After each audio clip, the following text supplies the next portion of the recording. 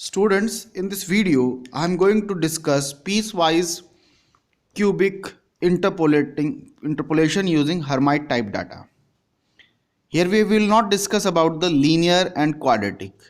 What is the logic? Logic is that because here we have data of the form x, f and f dash. So if you consider at least 2 points, then what will be the shape of the data? Shape of the data will be like this: x0, x1, corresponding values of f will be f0, f1, and corresponding value of the derivative of the function will be f0 dash, f1 dash. How many conditions are there? Conditions are x0, f0 1 point, pairwise x0, f0 dash, x0, x1, f1 and x1, f1 dash. How many points are there? From 2 points, 2 node points, we have ultimately 4 conditions. That means 4 conditions. And hence we can fit a degree, we can fit a polynomial of degree 3. So we can fit a polynomial of degree 3, and hence here we will take at least cubic degree, third order degree. Fine. So this is the reason why we have started with cubic interpolation. So let's see the points. In general, we have node points x0, x1, x2, xn. Then corresponding values of f are f0, f1, f2, fn. And then its derivative values are f0 dash, f1 dash, f2 dash, fn dash. Okay. So let the following Hermite type of data be given on each subinterval xi minus 1 to xi, where I varies from 1 to n. So we have selected a subinterval xi minus 1 to xi. So for this subinterval, obviously we will have 4 conditions. One is for the function value at point xi minus 1 and xi. Similarly, its derivative value at xi minus 1 and xi. So ultimately we have 4 conditions. Here we will denote it by polynomial as pi3, because this 3 represents the degree and I represents the ith polynomial in this interval. So pi3 at point xi minus 1 is obviously f of I minus 1. pi3 at xi at this point, the value will be fi. Similarly, its derivative values fi dash, pi dash i3 at point xi minus 1 is f dash I minus 1, and p dash i3 xi is f dash I. So ultimately we have 4 conditions. So now use the Hermite interpolation formula, which says that pi3x is basically nothing but ai minus 1x fi minus 1. This is the polynomial which depends upon fundamental polynomial, Lagrange's fundamental polynomial, and we have already derived this.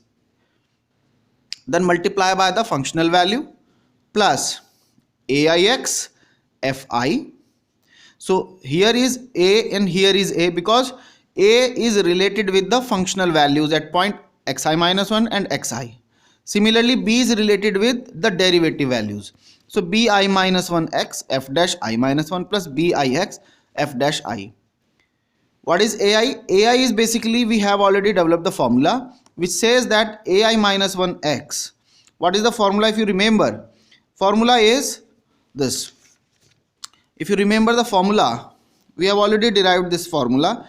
aix is nothing but 1 minus twice x minus xi, then li dash x I multiply by li whole square x. Here is x, here is xi. Okay, this is ai. Similarly, bix.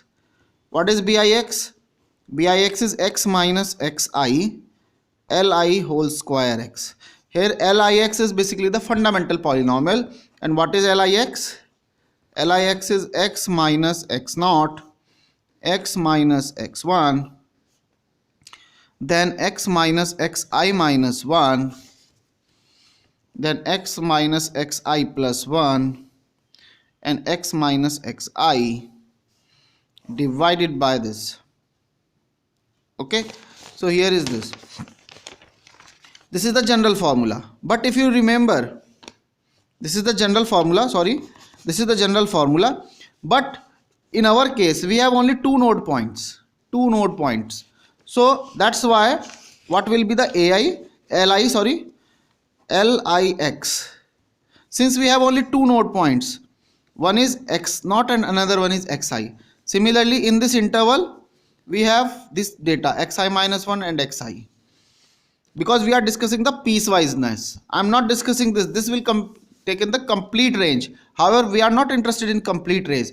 We are taking only a sub part. So this is the sub part. Corresponding values are this and the derivative values. So we are interested in this interval actually. So what will be the LIX? So we are writing Li minus 1 first. Li minus 1 corresponding to this fundamental polynomial will be x minus xi. So just not consider this. So we have only 1 point. So that's why this divided by xi minus 1 minus xi. This will be the fundamental polynomial Li minus 1x. What will be the value of LIX? LIX will be, now consider this point. So we will not consider this point. So x minus xi minus 1 divided by xi minus xi minus 1. So this will be the fundamental polynomial. So just substitute these values herein. So if you are interested in a minus 1, this, so just replace the index by minus 1. So a minus 1, x minus 1, I minus 1, Li minus 1, xi minus 1. So Li minus 1 is basically this polynomial. Similarly, when you're finding AIX, so you need LIX. So this is the LIX. This is the LIX. Then find out its derivative. So just substitute these values. So they are also written here. So just substitute these values in AI and BI here. And finally you have this. So AI minus 1x is basically this. This is your Li minus 1 whole square multiply by 1 plus 2 xi minus 1 minus x divided by xi minus 1 minus xi. Similarly, this is AIX, which this is your Li whole square, and this is the 1 plus twice xi minus x, xi minus xi minus 1. Okay. Then herein we have Bi minus 1, which is this Li. This is Li minus 1 whole square multiply by x minus xi. Similarly, Bix is, this is your Li whole square, and this is x minus xi. So these are your ai minus 1 ai, bi minus 1 bi. Substitute these values in the equation number 2. So what we will have this kind of we have this type of relation function. If you consider next interval, this is the interval xi minus 1 to xi. The next interval will be xi to xi plus 1. So we will have similar kind of relation. Here we have denoted a as a star. So ai star for this point, ai plus 1 for this point, and star is denoted. Okay. So here is fi, here is fi plus 1. Similarly, for the derivative condition, here we have bi star for fi dash and bi plus 1 star for f dash I plus 1.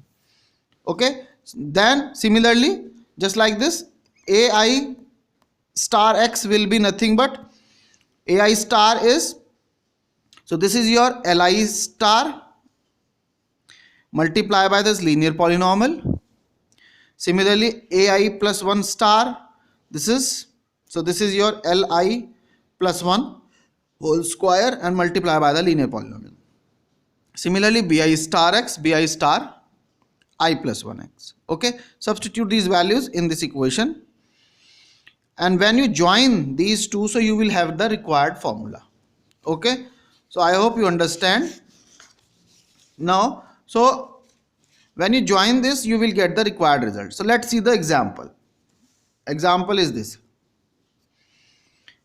using the following values of fx and f dash x, This is the data. This is your x. Okay. Estimate the values of f minus 0.5 and f at 0.5 using piecewise cubic Hermite interpolation. So here, so we have 3 points. This is, for example, your I minus 1. This is your xi. This is your xi plus 1. So xi minus 1 is minus 1, this point. Xi will be this, and xi plus 1 will be 1. Corresponding values are fi minus 1 is this, fi is this, fi plus 1 is 3. Similarly, the derivative f dash I minus 1 is minus 5, fi dash is 1, and f dash I plus 1 is 7. Here I can be taken as 1, 2 and 3. Okay, so when you put I is equal to 1, so you will cover up all the points. For I is equal to 1, you will get x0, x1 and x2. So you will cover up all the points. Fine. So here we have taken general formula so that you can correlate with your developed formula. So since you will see that what is the requirement? Here the requirement is that you have to find this function. So anyhow, we are taking this range from xi minus 1 to xi, piecewise cubic. So first piece, because we have 3 points, so we can fit a cubic polynomial in 2 parts. One is from when you are considering this and this, 2 points only, you can fit a polynomial. Similarly, when you are considering last 2, you can another polynomial. So we will have basically 2 polynomials. Fine, we will have 2 polynomials. So let's see, at least we will develop a polynomial. So here we are considering this part. For example, when you are joining these two, so p3x is 1 plus, this is your a, this is your a, this is your a minus 1, a minus 1, multiply by this f of minus 1. This term is basically ai multiply by fi. Similarly, the term bi. So this is your bi minus 1 multiply by f dash I minus 1. Then this is basically your bi and multiply by f dash I, that means 1. Simplify this, so you will get this polynomial. Okay, and now when you want to find out f at minus 0.5, so obviously minus 0.5 is in this range, so you can use this polynomial, and the value f minus 0.5 is nothing but p3 minus point, because your polynomial is p3 at minus 0.5, which is 0.25. Okay, now similarly, if you are finding the next polynomial, so use the same approach. So p3, this is your ai multiply by fi, because this is xi plus 1. So this is your ai up to this, multiply by ai fi. Then this will be your actually ai plus 1 multiply by the functional value, which is 3.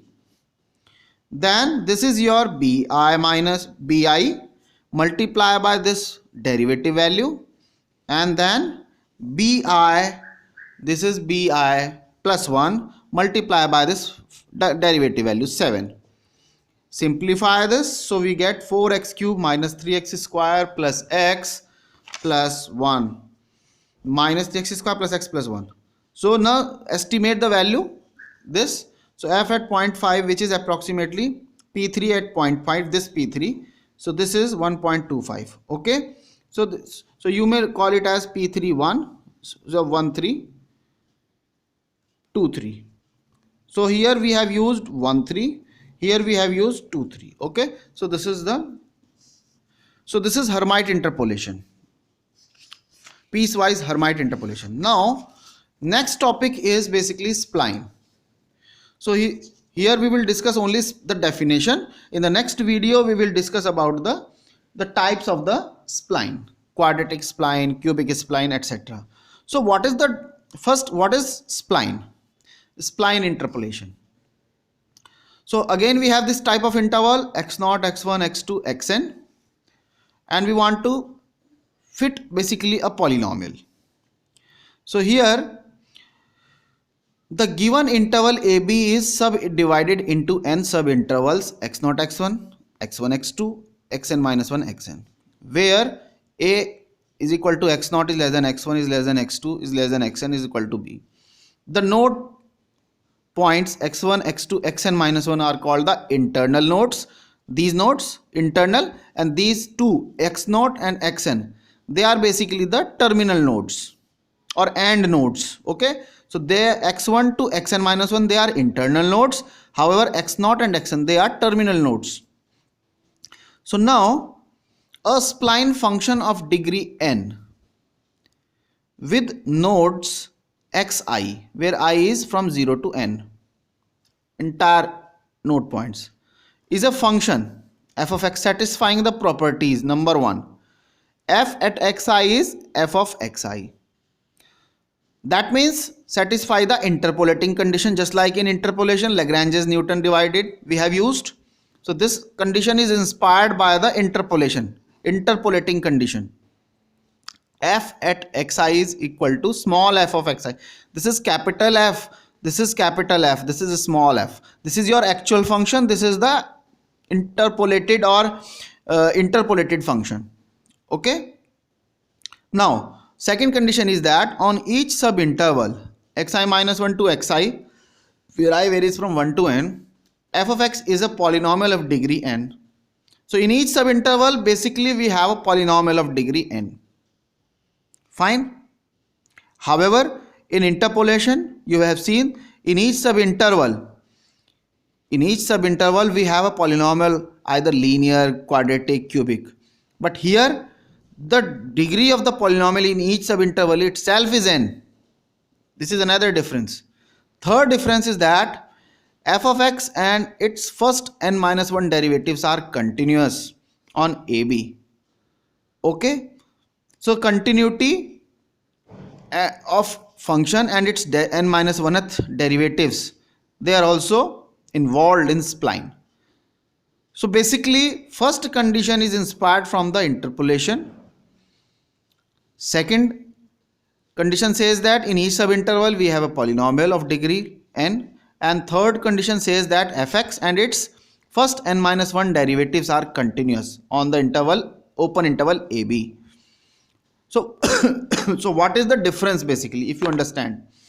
The difference is that in interpolation, if you will see here,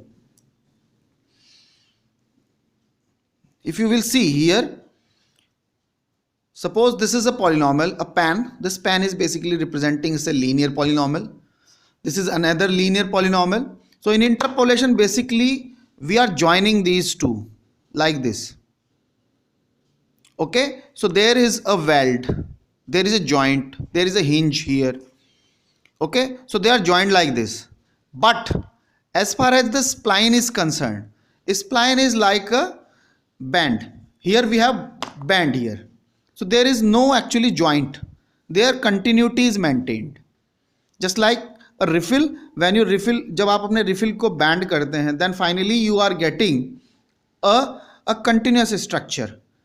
Okay. However, here you are not getting the continuity. Here you are getting the continuity of the function, but derivative is not maintained.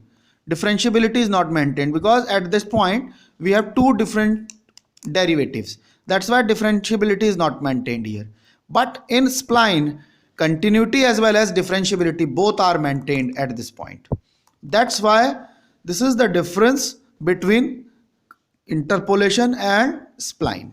Okay, and the difference is also shown by these three. This is first order linear spline.